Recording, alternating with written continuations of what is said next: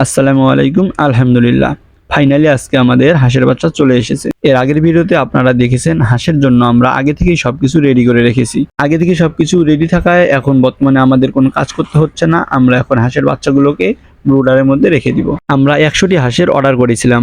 100টির মধ্যে 95টি মহিলা হাঁস এবং 5টি হচ্ছে পুরুষ হাঁস। হাঁসগুলো সুন্দরভাবে খাঁচার মধ্যে করে ডেলিভারি করা হয়েছে। এতে বোঝাই যাচ্ছে যে হাঁসগুলো আসার সময় কোনো কষ্ট হয়নি। তো বাচ্চাগুলোকে দেখেই বোঝা যাচ্ছে এগুলো অনেক হেলদি এবং এ গ্রেডের বাচ্চা। সবগুলো বাচ্চা এক সাইজের এবং একদিনের বাচ্চা অনুযায়ী এগুলো অনেক বড়ই মনে হচ্ছে। বাচ্চাগুলো অনেকক্ষণ খাঁচায় বন্দি থাকায় এখন বাহিরে এসে অনেক দাপাদাপি করছে। তো বাচ্চাগুলো ব্রুডারে দেওয়া শেষ, এখন আমরা এদের জন্য খাবার রেডি করব।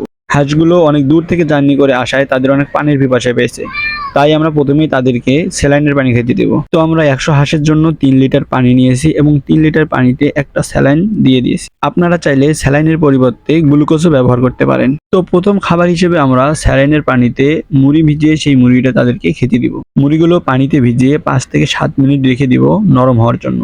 মুড়িগুলো নরম হয়ে গেলে আমরা হাঁসের বাচ্চাগুলোকে খেতে দিব। খাবার খাওয়ার জন্য হাঁসের বাচ্চাগুলো অনেক চিল্লাচিল্লি করতেছে, তো এখন আমরা তাদেরকে এই মুড়িগুলো খেতে দিব। আপনারা বলতে পারেন যে হাঁসের বাচ্চাকে আমি মুড়ি কেন খেতে দিচ্ছি, যেহেতু এগুলো একদিনের বাচ্চা আর এরা আজকে প্রথম খাবার খাচ্ছে, সেহেতু তাদেরকে নরম খাবার দেওয়াটাই উত্তম। তো বুডারের মধ্যে আমরা আগে থেকেই যে ট্রেগুলো রেখেছিলাম সেই ট্রেগুলো সরিয়ে নিলাম আর মুড়িগুলো আমরা ছিটিয়ে দিব। মুড়ি দেওয়ার সাথে সাথে তারা খাওয়া শুরু করে দিয়েছে, কারণ কালকে রাত থেকে তারা এখন পর্যন্ত কিছু খায়নি। খাবার দেওয়া শেষ, এখন এদের জন্য পানি দিতে হবে।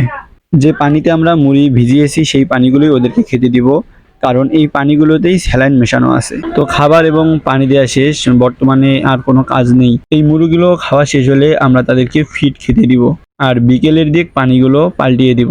একবার পানি দিলে সেটা বেশিক্ষণ রাখা যাবে না, 12 ঘন্টা পর পর পাল্টাতে হবে। বাচ্চাগুলো অনেক চঞ্চল, খুব সুন্দরভাবে খাবার খাচ্ছে। এই 100 হাঁসের বাচ্চা নিয়ে আসতে আমার ঘর মেরামত থেকে শুরু করে A to Z কত টাকা খরচ হয়েছে এটা নিয়ে আলাদা একটা ভিডিওতে আলোচনা করা হবে।